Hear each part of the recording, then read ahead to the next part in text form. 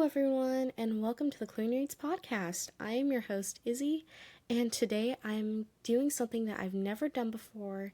And I'm going to review an entire book series by an amazing author, Shauna Slayton. And what is the series called, you may ask? Well, it's not Throne of Glass or other popular series like that, but it's a series that should be more well known, and it's called the Fairy Tale Inheritance series. And for those of you who are listening, this series is a wonderful series, and I cannot wait to get into it. Where I found this series was, I can't remember exactly, but I try to look up on Goodreads and Pinterest, mainly of clean books that I might be able to read. And I think I found this one on Pinterest, just looking up like clean fantasy books, and this was one of them. And these books, let me tell you a little bit about this series. These are a historical fiction fantasy, and before you click off, I know this historical fiction has a bad rap of being boring, but honestly, this connection of historical fiction and fantasy is intertwined in such a wonderfully told way. I was very surprised. I've never really I've tried to read one fairy tale retelling in like my entire life, and I did not like it. So I was very hesitant on starting this series, Hoopla, which I was already had on my phone. It's free, by the way, and there was an audiobook of the first book in the series called Cinderella's Dress. And I was like, okay, I'll just try that and listen to it. And let me tell you, this was such a good book that I could not stop doing chores around my mom's house and my dad's house until I could finish that book because it was so interesting. The storyline was great. And it's not like a normal fairy tale retelling towards like the main character is basically like Cinderella, but like modern age or something like that. It's not like that. It's generations after the original princesses in the stories. And oh my goodness, I was not expecting that. I was expecting a fairy tale retelling in the normal sense towards like a retelling of the Swan, like the Swan Brothers, or like the Goose Girl retelling, which I know those are popular, but I got something completely different, and this was one of the things where I'm so glad I got something different than what I was expecting. So let's head into it. So the first book is called Cinderella's Dress, and this is what the story has. And it basically follows this one girl, Kate Allen, and it's based in the time of World War II. I love like historical fiction when it's in World War II. It's the time period is in 1944, and she works with her mom,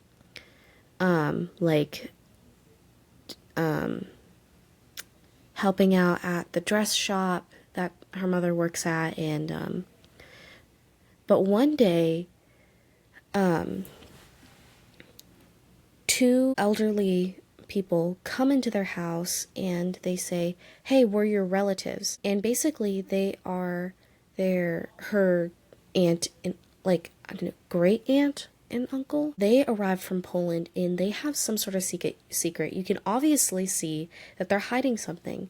And you get to discover that, and I won't leave any spoilers, but in their steamer trunk they have like something hidden, and apparently they have the real Cinderella dress inside their trunk that they brought from Poland. And they were actually the keepers of the Cinderella dress, and to take care of it during the family feuds that would ensue over this dress. Obviously, with, if you know the Disney movie Cinderella, you see the two evil sisters fighting over wanting the dress instead of Cinderella. So there was obvious tension that needed to be taken away, and to keep the family unit together. And so what Cinderella did was she, in this story, she gave her dress to one of the maidens there. And Kate Allen, she actually is related to the original maiden. And in the story, it's also romance, obviously, because it can't be a princess story without a romance in there. And she meets a guy named Johnny Day, and oh my goodness, I loved Johnny Day's character. He was so sweet to her, and you get to see, like, obviously the friction within that story, and there's obvious twists and turns. Like, does she want to keep the dress? Does she want to become the next keeper? And while all this is happening, like World War II is actively happening. Her brother's out to war, her father is too, and it's just crazy things are happening. And the evil stepsister's descendants, they are trying to find the dress again. And so this book has no spice. It is literally squeaky clean. The romance is so sweet. All there is like a kiss at the end, crushes and blushing and holding hands. That's literally it. That's it. That's all you really need to know for the romance. If you are wondering if this is a clean book, and yes, it is. One thing I really liked was that, and this is true with every single book that she has written, is she interweaves, like, has a little thread of Christianity in there. Now, in this one, I don't exactly remember what it was, but in the second book, which I'll get to in just a second, but for the violence, there was none. Like, obviously, they're trying to track her down, and the sister's descendants threaten her, and things like that are just, like, common when writing a story, but nothing, like, graphic or bloody or anything like that. The trigger warning, though, and you can skip this if you want, is that the dad dies while at war, and so she has to recover from that. But as far as language goes, there is nothing. Literally, if you are trying to find a fantasy series that has no spice, barely any bad language, if at all, like, I don't remember a single bad language in there, and minimal violence, this is the series, because it's amazing. I rate this book 5 stars because it was just absolutely wonderful. The second book is Cinderella's Shoes, which follows up from the first book. And in this one, we continue to follow Kate and Johnny Day. And in this one, and you can skip this obviously too, until the photo doesn't show Cinderella's shoes anymore, because this is the continuation, but I'll just say it briefly. The romance in here is so sweet. Again, it doesn't go anything beyond kissing and wanting to take care of the other person. And at the end, there is, like, a romance scene, but in a good way. And it, like, that ending is, like, so good. This one was a 5-star read for me. Maybe even 6, because I loved the story with Kate and Johnny Day, and I wish I could get more of them. It was just so awesome. There was no language. The only violence in this one, though, it is a little bit more than the first one, is that someone gets drugged and 2 people are sick, like sickly. This was such a wonderful continuation of this series in such a perfect way, and the ending was just amazing. There wasn't a thing wrong with it, and honestly, this was a really good book. Like, honestly, I keep thinking about these characters at least once a day. It probably is a 6-star read. Anyway, let's get on to the third book, Snow White's Mirror. Now, with this series, please remember that these, except for the first 2 books that are together, the rest of the series is individual stories. So they're not interconnected, except for the fact that they are called Inheritance series, because they are based in different timelines. So in Snow White's Mirror, this is the time of the gold rush that happens. I think they're in Colorado. I don't remember when exactly this one was based in, but they're in Arizona. Sorry about that. And you follow this girl named Billy Bergman.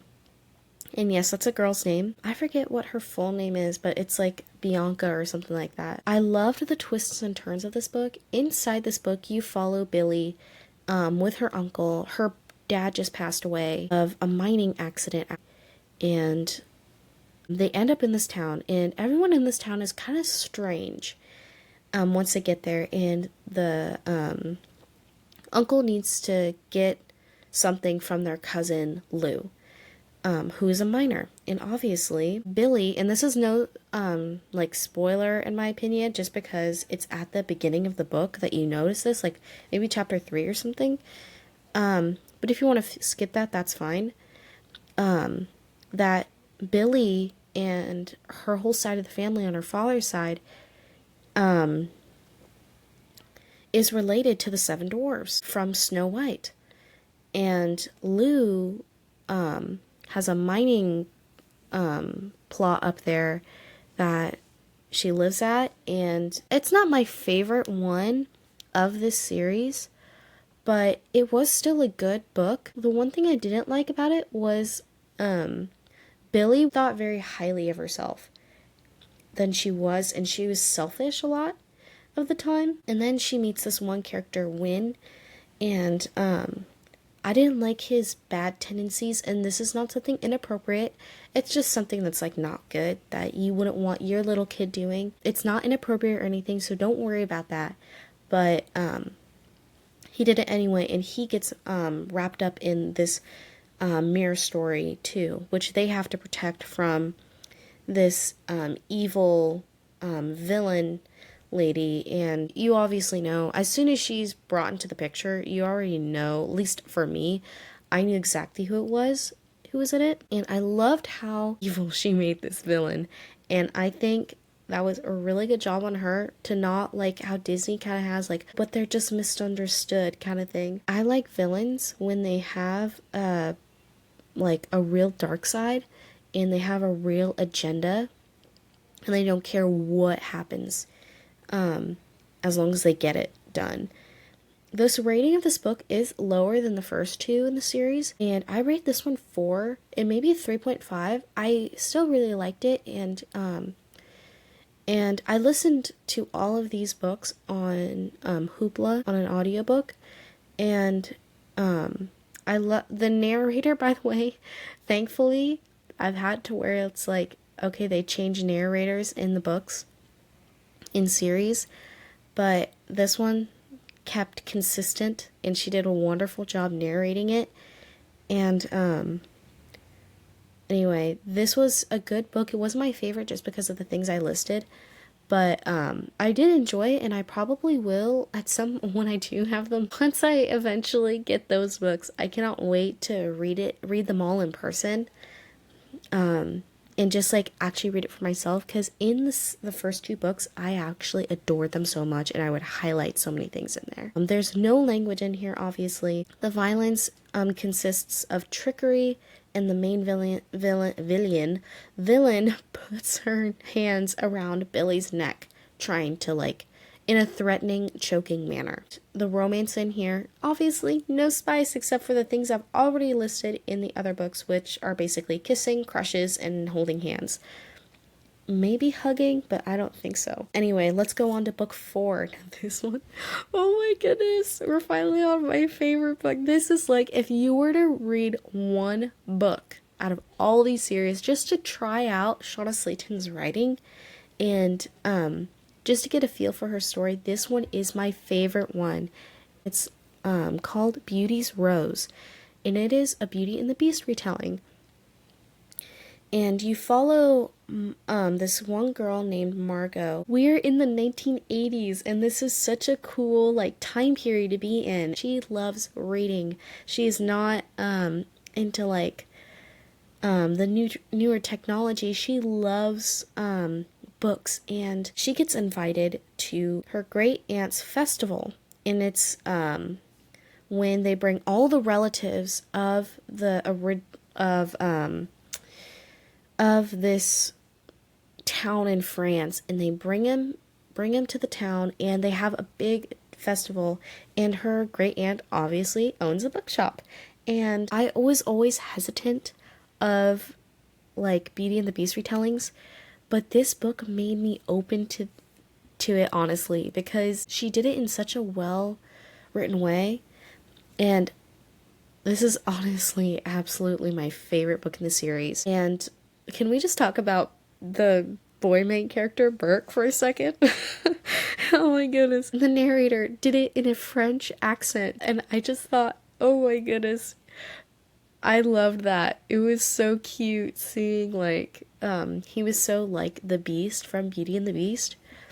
The one thing one part that I didn't like at the end of this, and this can be a spoiler, so if you just double tap once, you'll be fine. But a beast shows up, trying to attack Kate, and it was not explained who the beast was, because obviously the fairies indicated that he was someone that they weren't able to help. That's the end of the spoiler.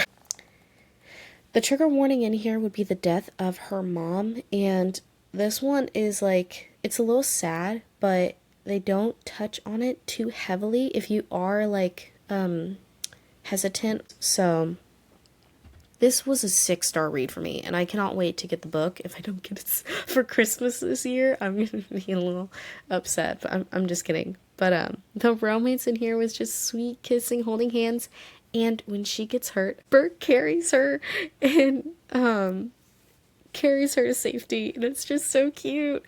And he's like so strong because he's getting like the powers gradually of the his great ancestor, the original beast, and he actually is related to I just thought that was awesome. And the fairies in there, also in the story, they are trying to get Margot, kind of like in the movie Beauty and the Beast, where Mrs. Potts and Clogsworth and Lumiere, they all try to have Belle fall in love with the Beast. The same thing goes with the 3 fairies that help them. And it's so cute. Like to see them bickering and things like that. She has dreams, like scary dreams, and she doesn't know what's happening. All she knows that there's a beast in her dream. I wonder who that could be. Anyway, let's get on to the 5th book in the series, Sleeping Beauty's Spindle. And this time period is based in 1994. Sorry, 1894. That was the wrong time period. And this is during the women's rights movement. We follow this one girl named Briar Rose, and she works at a cotton mill. She's a really hard worker, and her parents have passed away, and she doesn't know what she's going to do. She has 2 twin siblings, which are boys, and then her younger sister, and she's scared that she's going to lose them. And the nanny that she pays to be with them is kind of like their cranky grandmother in a way. And she's afraid that that nanny is going to put them in foster care kind of thing, because it's hard for just Briar to make up all the money when her siblings don't work. And then in the description it says, most days it feels like her best friend, Henry Prince, is the only one in her corner. Though with his endless flirty jokes, how can she ever take him seriously? And it also says, when a mysterious peddler offers her a magic spindle that can make her more money, sneaking it into the mill seems worth the risk.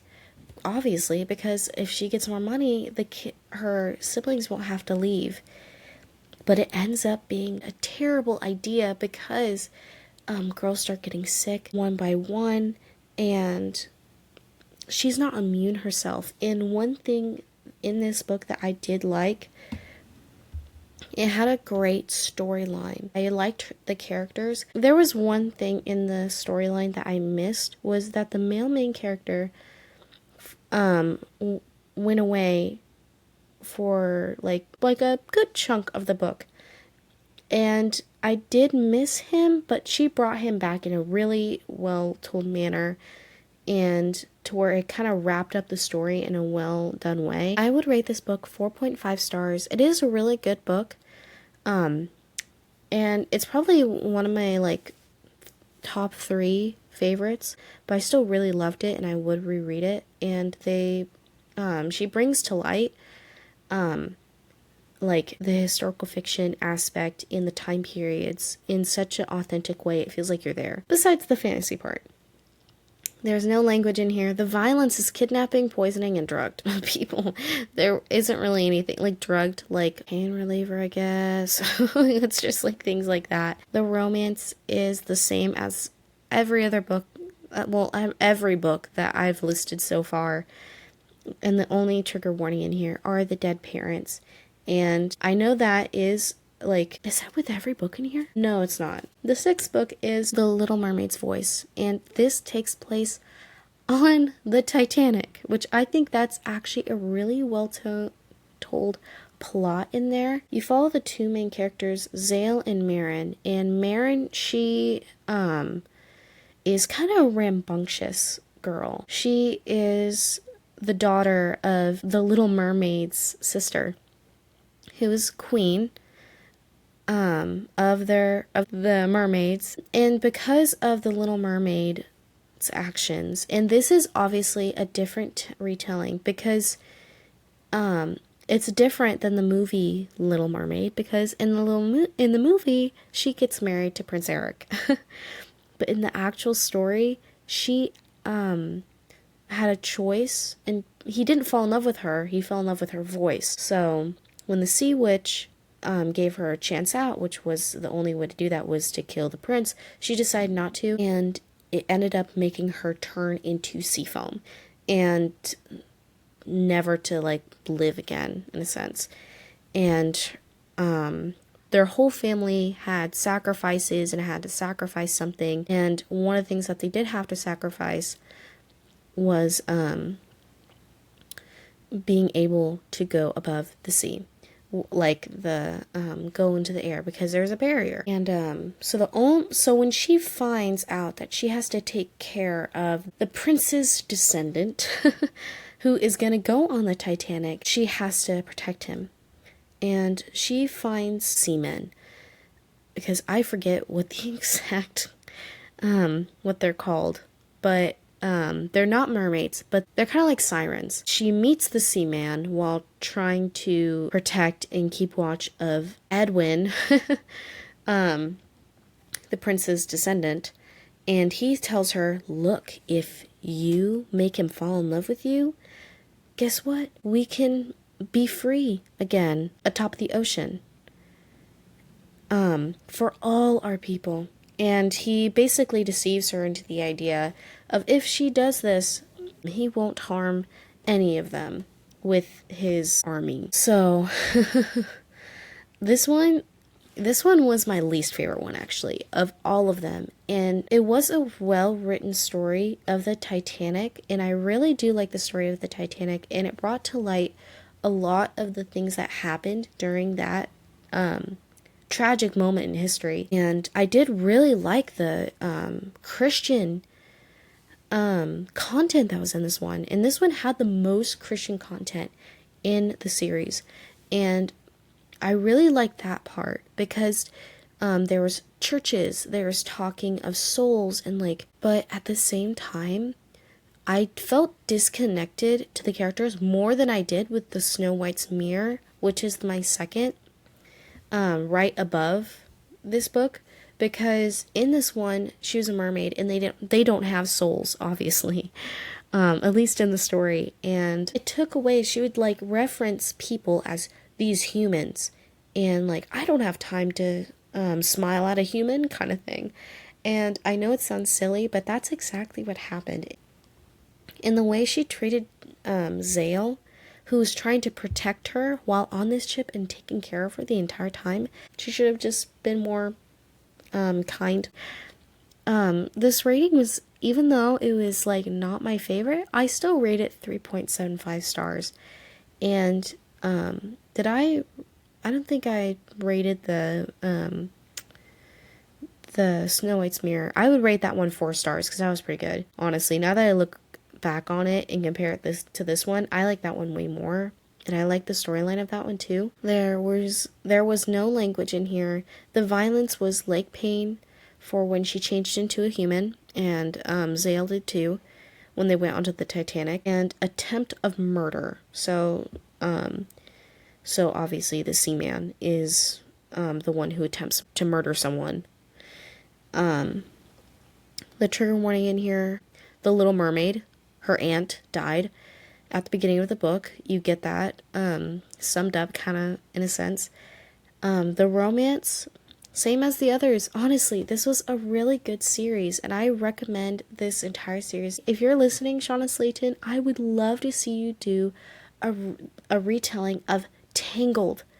I think that would be awesome. And one thing I do love about this entire series, at one point you get a connection to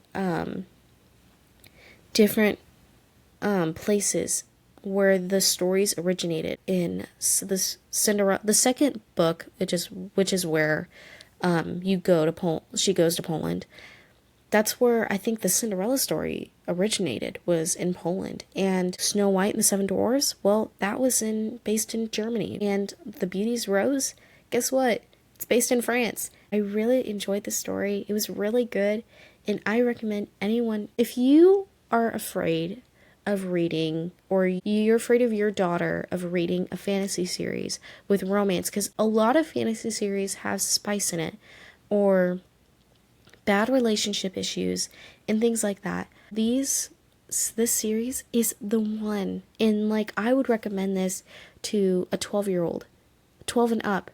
Anyone can read it. This is a 5-star series, and Shauna Slayton, congratulations, you're my new favorite author. I haven't found an author actually of being like my favorite. It used to be Melissa de la Cruz, Melissa de la Cruz, but she actually put something inappropriate for younger kids in her 4th book in the Never After series, which I read at the beginning of January, and I was done with that author. So my tier ranking for this, number 5 would be The Little Mermaid's Voice, just because it wasn't my favorite out of the series, and it was a good book. I do recommend listening to it or reading it. And the 4th book that I would say that's really good is Snow White's Mirror. And even though it's the 4th book that is on this list, it is still really good, and I do recommend reading it. Number 3 is Sleeping Beauty Spindle. This one is really good, and I do recommend it, as I do all of these books. Number 2, I had to put together Cinderella's Dress and Cinderella's Shoes, because they are connected in one story with the 2 characters.